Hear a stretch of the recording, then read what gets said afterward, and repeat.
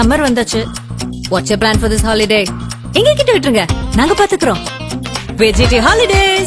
GT Holidays, South India's #1 travel brand. Author நேயர்களுக்கு அன்பு வணக்கம். இந்த சிறப்பு நேர்காணலில் நம்முடன் இணைந்திருக்கிறார் ஓய்வு பெற்ற இந்திய ராணுவ அதிகாரி மேஜர் மதன்குமார் சார். சார் வணக்கம். வணக்கம். ஜெயஹிந்த். ஜெய்ஹிந்த் சார். சார், ஃபர்ஸ்ட் இந்த வீடியோ ஆரம்பிக்கிறதுக்கு முன்னாடி ஒரு கிரெடிட்டோட ஆரம்பிக்கணும் அப்படின்ட்டு, குறிப்பாக இந்தியாவோட ரிட்டாலியேஷன் எப்படி இருக்கும் அப்படின்ட்டு எல்லாருமே கணிச்சுட்டு தான் இருந்தாங்க, எல்லாமே சொல்லிட்டு தான் இருந்தாங்க. ஆனா அதுல நீங்க சொன்ன கணிப்பு தான் கிட்டத்தட்ட 99% அது உறுதியாக இருக்கிறது, இறுதியாக இருக்கிறது. அதுதான் நடந்திருக்கிறது. குறிப்பாக அந்த பஹால்பூர் விஷயத்த நீங்க அங்க ஸ்ட்ரைக் நடக்கும், அதை செய்யணும் அப்படின்னு சொன்னதும் அதையும் அட்டாக் பண்ணியிருக்காங்க அப்படிங்கிறத பாக்குறோம். ஃபர்ஸ்ட் அதுக்கு ஒரு பெரிய ஹேட்ஸ் ஆஃப். இதுல இப்போ உங்களுடைய இந்த இந்தியன் ஆர்மி மேற்கொண்டக்கூடிய இப்போ இந்த ஆபரேஷன் சிந்தூர், ஸோ இப்போ இதோடைய ஃபர்ஸ்ட் ரெஸ்பான்ஸ், உங்களுடைய ஃபர்ஸ்ட் ரெஸ்பான்ஸ் என்ன? நிச்சயமா வரவேற்கத்தக்க ஒரு ஆப்ரேஷன் இது. இதில் ஃபர்ஸ்ட் டைம் அப்படின்றது நிறைய விஷயங்கள் இருக்கு. முப்படைகளும் இணைந்து 71க்கு பிறகு ஒன்றா உட்காந்து பண்ண ஒரு ஆப்ரேஷன் இது ஃபர்ஸ்ட். இது ரெண்டாவது டார்கெட் ஐடென்டிஃபிகேஷன் ரொம்ப ரொம்ப ரொம்ப முக்கியமானது. நம்ம விமானம் போனது நம்ம அதை தான் பேசுகிறோமே ஒழிய யாரை போய் அடிக்கணும் அப்படின்றது ரொம்ப துல்லியமாக நம்ம பண்ணியிருக்கிறோம். இப்போது விமானப்படையோடைய ஒரு குண்டு அப்படின்றது ஏரியாவை இப்போ நம்ம சொல்லுவோம், ஒரு பின்கோடு, ஒரு தெரு, அந்த தெருவில் போய் விழும் அப்படின்ட்டு. இது குறிப்பிட்ட அந்த பில்டிங்கில் குறிப்பிட்ட அந்த தளத்தில் அப்படின்னு போய் ஹிட் ஆகிருக்கு. போன முறை சில அறிவாளிகள்லாம் கேட்டாங்க வீடியோ ப்ரூஃப், இதுக்கு என்ன ப்ரூஃப் இருக்குன்ட்டு. இப்போது ப்ரூஃபும் போட்டு காமிச்சிருக்காங்க துல்லியமாக எந்த இடத்துல தாக்கப்பட்டிருக்கு அப்படின்ட்டு. ஸோ இந்த இன்டெலிஜென்ஸ் கேதரிங்கில் நம்ம ஒத்து கவனிக்க வேண்டியது என்னென்னா, ஏப்ரல் 22க்கு பிறகு இது பெரிய ஒரு ராணுவ ரகசியமே கிடையாது. அவங்க தீவிரவாதிகளை வேற இடத்துக்கு மாற்றிருப்பாங்க, அந்த முகாம்கள்லாம் அவங்க சேஃப் பண்ணியிருக்காங்கன்றது தெரியும். இப்போ நம்ம அடித்தது எங்கே மாற்றிருக்காங்களோ அங்கே அடிச்சிருக்கோம். அப்போ இந்தியாவோட கிரவுண்ட் இன்டெலிஜென்ஸ் எந்த அளவுக்கு இருக்குது, டாக்டிக்கல் இன்டெலிஜென்ஸ் எந்த அளவுக்கு இருக்குது, சேட்டலைட் இன்டெலிஜென்ஸ் எந்த அளவுக்கு இருக்குது, நம்மளுடைய எலக்ட்ரானிக் இன்டெலிஜென்ஸ், இது எல்லாமே சேர்ந்து தான் நம்ம துல்லியமாக பண்ணியிருக்கோம். இப்போ நம்ம இதே இஸ்ரேல் பண்ணியிருந்தோம்னா இது ஒரு பெரிய ஒரு இதுவாக நம்ம பேசுவோம். பட் இந்த இடத்துல நம்ம இதை ஹைலைட் பண்ணி ஆகணும். அந்த அளவுக்கு இது பின்னாடி இந்த இன்டெலிஜென்ஸ் ஏஜென்சியோட உழைப்புகள் அப்படின்றது இருக்கு. ரெண்டாவது, இந்தியாவுக்கு கொடுத்த டிசப்ஷன். குறிப்பாக பிரதமர் மோடி அவர்கள் அவரை ஸ்டடி பண்ணுறதுக்குன்னு அவங்க பாடி லாங்குவேஜ் எக்ஸ்பர்ட்ஸ்லாம் வச்சிருக்கிறாங்க. அவர் எங்கேயுமே அந்த பாகிஸ்தான்ற வார்த்தையை யூஸ் பண்ணல. காங்கிரஸ் கூட பார்த்தீங்கன்னா அவர் தலையெடுத்து ஒரு புகைப்படத்தெல்லாம் போட்டு நீக்கினாங்க, எங்கே காணாமல் போயிட்டார் அப்படின்ட்டு. எங்கேயுமே அந்த பதட்டத்தை அவர் காமிக்கவே இல்லை, கோவத்தை அவர் காமிக்கவே இல்லை.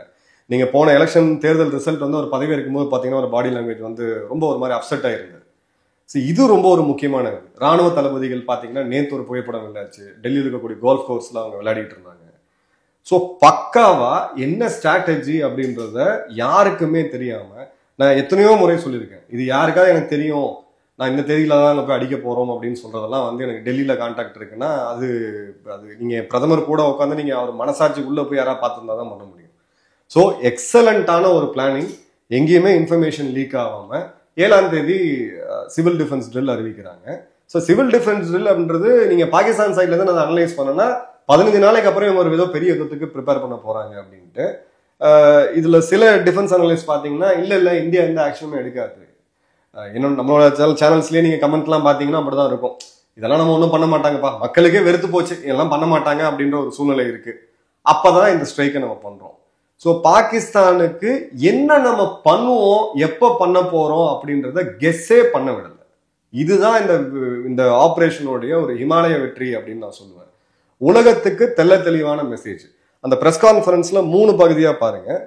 மிஸ்ரி அவர்கள் வெளியுறவுத்துறை செயலர் பேசும்போது இதுக்கான பின்னணி என்ன, வரலாறு என்ன, நீங்க புல்வாமாலையும் தாக்குதல் நடத்தினீங்க, ஒரு வெடிகுண்டு 40 வீரர்கள் நம்ம உயிரிழந்தா வேற. இந்த இடத்துல ஆண்களை ஐடென்டிஃபை பண்ணி அவங்க இஸ்லாமியர்களா இல்லையான்னு கேட்டு உங்களுக்கு நெத்தி போட்டுல சுட்டு அங்க இருக்கக்கூடிய பெண்கள்கிட்ட போய் நீ போய் ஏன் என்ன உயிரோட விட்டீங்கன்னு ஒரு அவளை பெண் கதரும் போது நீ போய் மோதி கிட்ட சொல்லணும். இந்த திமிரு, இந்த அரக்கத்தனம் அதை அவர் கிளியரா கால் அவுட் பண்ணார். அதன் பிறகு வந்த கர்னல் சோஃபியா குரேஷி அவர்கள் மற்றும் விங் கமாண்டர், ஒரு விமானப்படை அதிகாரி, அவங்க தெள்ள தெளிவா எந்த இடத்துல அடிச்சோம், இங்கிருந்து எவ்வளவு தூரம் அது, அங்க எந்த தீவிரவாத அமைப்பு இருக்கு, இதற்கு முன்னாடி சம்பந்தப்பட்ட தீவிரவாத செயல்களுக்கும் அதுக்கும் என்ன தொடர்பு, டேவிட் கோல்மேன் ஹெட்லியில் ஆரம்பிச்சு அஜ்மல் கசாப்ல ஆரம்பிச்சு பாராளுமன்ற தாக்குதல், புல்வாமா தாக்குதல், பட்டான்கோட் தாக்குதல், பஹல்காம் தாக்குதல் சம்பந்தப்பட்ட எல்லாத்தையும் லிங்க் பண்ணி அதை யாரை டார்கெட் பண்ணாங்க, எவ்வளவு தீவிரவாதிகள் இருந்தாங்க, அதை லான்ச் பேடா, ஆபரேஷனல் பேஸா, இல்ல ட்ரைனிங் பேஸான்றத துல்லியமா சொல்லி அதன் பிறகு வீடியோ போட்டாங்க. எனக்கு தெரிந்து கல்ஃப் வார் 3க்கு அப்புறம் இப்படி ஒரு மிலிட்டரி பிரீஃபிங்கை நான் வாழ்க்கையில நான் பார்த்தது கிடையாது. இது ரொம்ப முக்கியமா இப்ப இந்த 9 இடத்துல வந்து அடிச்சிருக்கிறாங்க, டார்கெட் பண்ணிருக்கிறாங்க, அடிச்சிருக்கிறாங்க. ஆனா இதுல வந்து பாகிஸ்தானுடைய மிலிட்டரி பேஸ் இல்ல பாகிஸ்தானுடைய கேந்திர முக்கியத்துவம் ISI ஹெட் குவார்டர்ஸ் இந்த மாதிரி இடங்கள் எதுவுமே இல்லாம வெறும் இந்த டெரர் கேம்ப்ஸ் அதோட இன்ஃப்ராஸ்ட்ரக்சர் தான் மெயினான ஒரு தாக்குதல் நடந்திருக்கு. அதை எக்ஸ்க்ளூட் பண்றதுல ஏதாவது ஒரு இது இருக்கா? இல்ல, அது நம்ம எக்ஸ்க்ளூட் பண்ணதுக்கான காரணம் வந்து இந்த டைமுக்கு நமக்கு ஒரு யுத்தத்தை நோக்கி நம்ம போக வேண்டாம். மிலிட்டரி டார்கெட்ஸை நம்ம தாக்கணும்னா அவங்க மிலிட்டரி டார்கெட்ஸை தாக்குவாங்க, அது பதிலுக்கு பதில் போயிட்டே இருக்கும். இது ஒரு முழு நேர யுத்தமா மாறிடும். நீங்க உக்ரைன் ரஷ்யா வாரெல்லாம் விட நீங்க சமீபமா நடந்த யுத்தங்கள்லாம் நீங்க பாத்தீங்கன்னா எல்லாத்த விட டக்குன்னு ஒரு போர் உருவாகுறதுன்னு பாத்தீங்கன்னா இந்தியா பாகிஸ்தான் தான் உலகத்திலே. ஏன்னா அந்த அளவுக்கு ஒரு சென்சிட்டிவா எதிரும் புறமா இருக்கக்கூடிய ஒரு எதிரி நாடுகள். ஸோ அந்த பாயிண்ட்ல இப்போ பொருளாதாரம் வளர்ந்துகிட்டு இருக்கு. சீனாவுடைய பிரச்சனைகள் நமக்கு தெரியும். ஐபோனோட மொத்த ஃபேக்டரியுமே சீனால இருந்து ஷிஃப்ட் ஆகுது. இந்த நேரத்துல இது தேவையா அப்படின்ற போது நீங்க எதிரி ஏற்கனவே நோய்வாய்ப்பட்டு இறக்கக்கூடிய ஒரு தருணத்தில் இருக்கும்போது நீங்க எதிரி அப்படியே விட்டுறலாம். அணைய போறவங்களுக்கு கொஞ்சம் பிரகாசமா இருந்துட்டு அணையணுவாங்க. ஸோ கிளியர் கட்டா ஒரு ஜியோ பொலிட்டிக்கல் கால்குலேஷன் வச்சு நம்மளுடைய எக்கனாமிக்கெல்லாம் என்ன இருக்கு, இது எப்படி போகணும் அப்படின்றத பார்த்துட்டு அதே சமயம் பாகிஸ்தான் பதிலுக்கு தாக்குதல் நடத்தினா அதை அடுத்த கட்டத்துக்கு எடுத்துட்டு போறதுக்கான எல்லா முடிவுகளையும் பண்ணிட்டு டெரர் அப்படின்றத நாங்க இனிமே ஒத்துக்க மாட்டோம், பயங்கரவாதத்துக்கு இனிமே இடமே கிடையாது. இப்ப இதுக்கு ஆதரவா எந்த நாடு பேச முடியும்? இல்ல நீங்க போய் பயங்கரவாதிகள் முகாமில் தாக்குதல் நடத்துனது தப்பு அப்படின்னு எந்த நாடும் சொல்ல முடியும்? எந்த நாடும் சொல்ல முடியாது. துருக்கி இது ஒரு மிலிட்டரி ஆக்ஷன், நாங்க கொஞ்சம் இதுவா இருக்கிறோம். சைனா இந்த ஒரு ரிக்ரெட்டபிள் ஆக்ஷன் அப்படின்னு சொல்லுவாங்க. யாராவது ஒரு நாடு இதுக்கு ஆதரவு தெரிவிச்சாங்க அப்படின்னா அவங்களும் பாகிஸ்தான் மாதிரி தான் சர்வதேச அரங்களை எல்லாருமே பார்ப்பாங்க. ஸோ ஒரு கேலிபிரேட்டடான ஒரு கரெக்டான டிசிஷனை தான் எடுத்திருக்காங்க. மக்களுடைய அந்த உணர்வுக்கெல்லாம் அப்படியே அந்த இதுல ப்ரெஷருக்கெல்லாம் ஈல்ட் ஆகாம, எதிர்கட்சிகளோட நக்கல் நயாண்டிக்கெல்லாம் ஈல்ட் ஆகாம தெளிவான இந்தியாவுக்கு இது இப்ப என்ன நல்லதுன்றத ஒரு தெளிவான ஒரு முடிவு வச்சுதான் இதை எடுத்திருக்காங்க. இதுல இஸ்ரேல் தாக்குதல் நடத்தினப்போ, அமாஸ் மேல தாக்குதல் நடத்தப்போ நீங்க தொடர்ச்சியா ஒரு விஷயம் சொன்னீங்க. இப்ப இஸ்ரேல் அடிச்சிருக்கக்கூடிய இந்த அடியில இருந்து அமாஸ் வந்து எந்திரிச்சுக்கிறதுக்கு வந்து பல 10 ஆண்டுகள் ஆகும் அப்படின்னு சொல்லியிருந்தீங்க. இப்ப இந்த தாக்குதலையும் நம்ம குறிப்பா 3 இயக்கங்கள், லஷ்கர்-இ தொய்பா, ஹிஜ்புல் முஜாஹிதீன், அப்புறம் வந்து இந்த 3 இயக்கங்கள் அதோடைய ஜெய்ஷ்-இ முகமது, இந்த 3 இயக்கங்கள் அதோடைய தலைமையகம் வந்து குறிவைக்கப்பட்டிருக்கிறது, தாக்கப்பட்டிருக்கிறது, இன்ஃப்ராஸ்ட்ரக்சரே அழிக்கப்பட்டிருக்கிறது.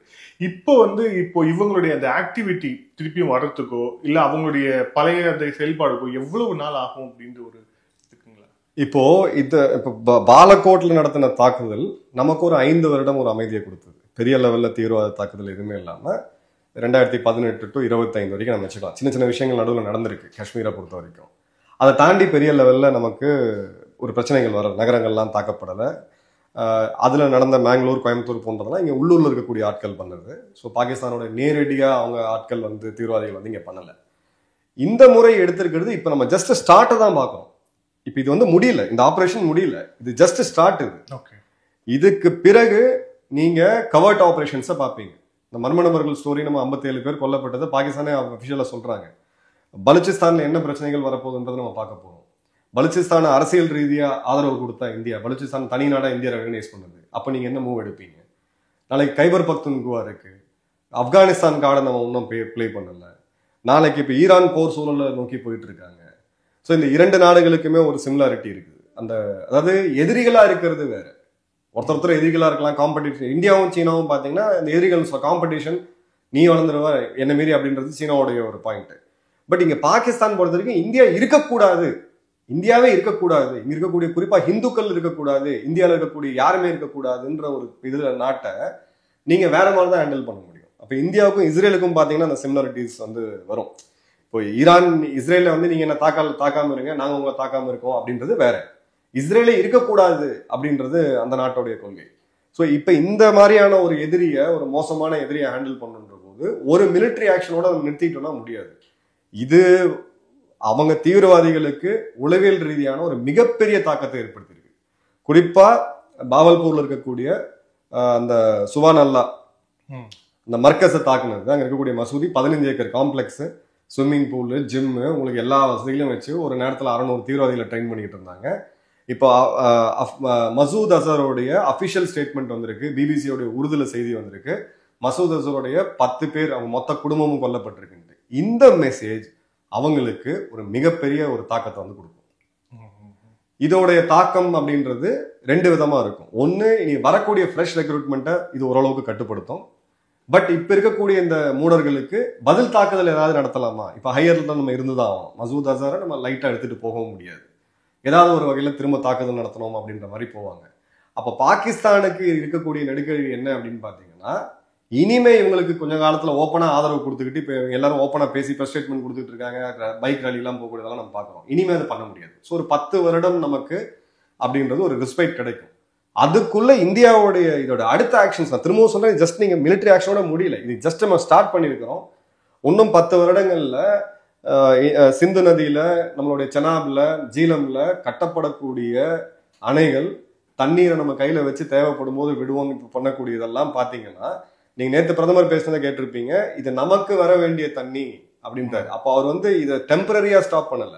1960 ஒப்பந்தமே தப்பு அப்படிங்கிறாரு. பல விஷயம் இது வந்து அவங்க தேன் கூட்டுல கை வச்ச கதை தான். இனி பாகிஸ்தான் அழிவை நோக்கி தான் போகும். அந்த நாடு துண்டா உடையறதுக்கான எல்லா விதமான சூழ்நிலைகளும் இப்ப வந்துருச்சு. இதை கொஞ்சம் வேகப்படுத்தி அந்த நாட்டை உடைக்கிறதுக்கான வேலையை இப்ப அசீம் முனீர் அப்படின்ற அந்த தனிநபர் பார்த்திருக்காப்புல. அந்த விஷயம் தான் கேட்கலாம். ஏன்னா இப்ப இந்த பெஹல்காம் தாக்குதலுக்கும் வந்து சரி, இந்த மற்ற பயங்கரவாத தாக்குதலுக்கும் மூளையாக இருந்தவர்கள் குறிப்பா வந்து ராணுவ தளபதி, அவங்களுடைய ராணுவ தளபதி அசீம் முனீர், அதுக்கப்புறம் வந்து ஹஃபீஸ் சையத். ஸோ இவங்க மாதிரியான இந்த தனிநபர் டார்கெட்ஸை வந்து அப்போ ஆல்மோஸ்ட் ஹஃபீஸ் சையத் நெருங்கிய அந்த கவர்ட் ஆப்ரேஷன் வந்து நடந்துச்சு. ஸோ இவங்களை இது பண்றதுக்கான விஷயங்களும் அடுத்தடுத்து நகரும் நம்ம பார்க்கலாமா? நிச்சயமா பார்க்கலாம். அசீம் முனீருக்கு நான் எதிர்பார்க்கக்கூடியது, அகைன் ப்ரெடிக்ஷன், இது ஒரு யூகத்தின் பேர்ல நம்ம ஒரு அனலைஸ் பண்ணி சொல்றோம். அசீம் முனீர் பதவியிலேருந்து மாறி வேற யாராவது ஒரு சென்சிபிளா, இம்ரான்கான் வெளியில வந்து கொஞ்சம் ஓரளவுக்கு அது ஒரு சிவிலியன் கவர்மெண்டா இருக்கக்கூடிய நிலைமை வரும்பொழுது, இல்லை அசீம் முனீர் ரிட்டையர் ஆனாலும் சரி, இவங்க ரிட்டையர் ஆகக்கூடிய தளபதிகள் எல்லாம் பார்த்தீங்கன்னா ஒன்று யூகேல போய் செட்டில் ஆவாங்க, இல்லை ஐரோப்பிய நாடுகள், இல்லை அமெரிக்காவில் போய் எங்கேயா செட்டில் ஆவாங்க. அசீம் முனீர் ரிட்டையர் ஆகி யூகேலே போனாலும் அசீம் முனீர் உயிருக்கு இனிமே உத்தரவாதம்ன்றது என்னைக்குமே இருக்காது. நான் உறுதிட்டு சொல்றேன், இதை நான் ட்ரமடைஸ் பண்ணல. பட் நம்ம எடுக்கக்கூடிய நடவடிக்கைகள், இப்போ இருக்கக்கூடிய செக்யூரிட்டி ஆர்கிடெக்சர் அப்படின்றது இதை தான் பாயிண்ட் அவுட் பண்ணுது. இதே தான் ஆஃபீஸ் செய்யறதுக்கும். ஆமா, இந்தியாவுக்கு எதிராக இருக்கக்கூடிய இன்னும் இந்த மாதிரி 10 தீவிரவாத மிருகங்களை அவங்க உருவாக்குவாங்க. எல்லாருக்கும் நிலைமை தான். இனிமே அவங்க குடும்பம், அவங்களுக்கு இருக்கக்கூடிய குழந்தை, மனிதாபமானம் அப்படின்றது மிருகங்களுக்கு, இந்த மாதிரி காட்டு மிராண்டிகளுக்கு கிடையாது அப்படின்றத நம்ம தெளிவாக உணர்த்தி இருக்கிறோம். சரி, வரக்கூடிய காலங்களில் இதே மாதிரியான நடவடிக்கை நீங்க நிறைய எதிர்பார்க்கலாம். இந்த கேள்வி கேட்கக்கூடாதுதான், பட் ஆனால் மக்களுக்கு தெளிவு கிடைக்கணும் அப்படிங்கிறதுக்காக பாகிஸ்தானுடைய இன்ஃபர்மேஷன் மினிஸ்டர் வந்து ஸ்கை நியூஸுக்கு அளித்த பேட்டியில் வந்து நிறைய விஷயம் சொல்லியிருக்கிறார். இந்தியா வந்து டார்கெட் பண்ணது வந்து சிவிலியன்ஸ் அதிகமாக இருக்கக்கூடிய இடத்த தான் டார்கெட் பண்ணிக்கிறாங்க.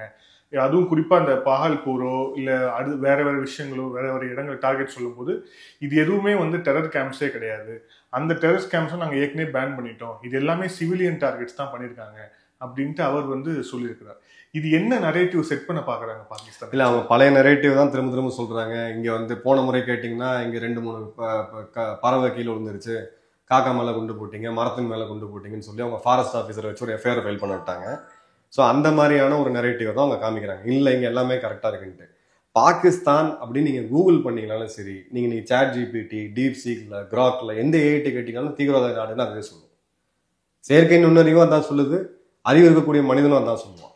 இப்ப இவங்களுக்கு வேற வழி இல்லை, இந்த லேம் எக்ஸ்கியூஸ் தான் அவங்க கொடுத்தாங்க. இப்ப நீங்க ஒரு தோத்து போன அரசியல்வாதிகிட்ட போய் நீங்க கேட்டீங்க அப்படின்னா அவங்க கள்ளவட்டு போட்டாங்க, அங்க பரநாயகம் விளையாடிடுச்சு அப்படின்னு ஒரு 10 கருத்தை சொல்லுவாங்க. அதே தான் இவங்க கிட்ட சொல்லிட்டு இருக்காங்களே தவிர இவங்ககிட்ட புதுசா சொல்றதுக்கு எதுவுமே கிடையாது. ரெண்டாவது, நீங்க வந்து பொதுமக்கள் கொல்லப்பட்டாங்க, இதுல வந்து வேற யாருமே தீவிரவாதிகள்லாம் வந்து கொல்லப்படலை, பயங்கரவாதிகள் கொல்லப்படலை அப்படின்னா அவங்கள எதுக்கு எடுத்துக்கிட்டு நீங்க ராணுவ மருத்துவமனைக்கு போய் அங்க நீங்க மத ரீதியான கோஷங்கள் எழுப்ப வேண்டிய காரணம் என்ன இருக்குது? அங்க சுத்தி ஜெய்ஷ் முகமதோட தலைவர்கள் இருக்காங்க, அந்த மத குருக்கள் இருக்காங்க, பாகிஸ்தான் ராணுவ அதிகாரிகளும் சீரோடையோட அங்க இருக்கிறாங்க. சில மீடியா பதிவுகள் பார்க்கும்போது பாத்தீங்கன்னா அதே தீவிரவாத முகாம்கள்ல பாகிஸ்தானுடைய ராணுவ அதிகாரிகள், முன்னாள் அதிகாரிகள் இருக்காங்க, அவங்களும் கொல்லப்பட்டிருக்காங்க. இது ஆப்வியஸா உலகத்துக்கே தெரியும். இது வந்து இவங்க புதுசா ஒன்றும் சாதிக்கணும் அப்படின்றது அவசியம் இல்லை. ஓகே, எல்லையில் இருக்கிற பொதுமக்கள், பாகிஸ்தானுடைய மக்களை தான் நம்ம கொல்லணும் அப்படின்னா இதுக்கு இவ்வளவு எக்ஸ்பென்சிவான மிசைல், இவ்வளவு பெரிய விமானங்கள் அனுப்பிச்சிட்டு எல்லையில அந்த பக்கம் நம்ம குண்டு போட்டாலே கொத்து கொத்தா மக்கள் மடிவாங்களே, பிஓகேலயோ இல்லை இதுலயோ, அது யாரும் நம்ப போறது கிடையாது. ரெண்டாவது, நீங்க எடுத்தீங்க இன்னொரு பாயிண்ட் எடுத்தீங்கன்னா, இவங்க செட் பண்ணக்கூடிய நரேட்டிவ், இவங்க என்ன பண்ணிட்டாங்க, இவங்க வந்து தேவையில்லாம எங்களை வந்து இது பண்ணிட்டாங்க, சீண்டிட்டாங்க, நாங்க வந்து ரொம்ப நல்ல நாடு. இவங்களுடைய பாதுகாப்புத்துறை அமைச்சர், இவங்களுடைய முன்னாள் வெளியுறவுத்துறை அமைச்சர் பிலாவல் பூட்டோ எல்லாருமே சொல்றாங்க, ஆமா நாங்க பண்ணிட்டு இருந்தோம், இப்ப நாங்க மாறிட்டோம் அப்படின்ட்டு. இவங்க மாறிட்டோம்னு சொல்லி யார் நம்ப போறாங்க? டாப் 100 டெரரிஸ்ட் ஆர்கனைசேஷன் நீங்க கூகுள் பண்ணுங்க, அதுல 80 இவங்க தான் வரும், பாகிஸ்தான் தான் வரும். நரேட்டிவ் யாரும் எடுத்து போறது கிடையாது. நீங்க பேசுறதுக்கு ஏதாவது ஒன்று பேசலாம். நன்றி சார். கொலைகள் பிடிச்சிருந்தாங்க சார். Thank you so much. நன்றி வினோத். ஜெய் ஜெய்ஹிந்த்.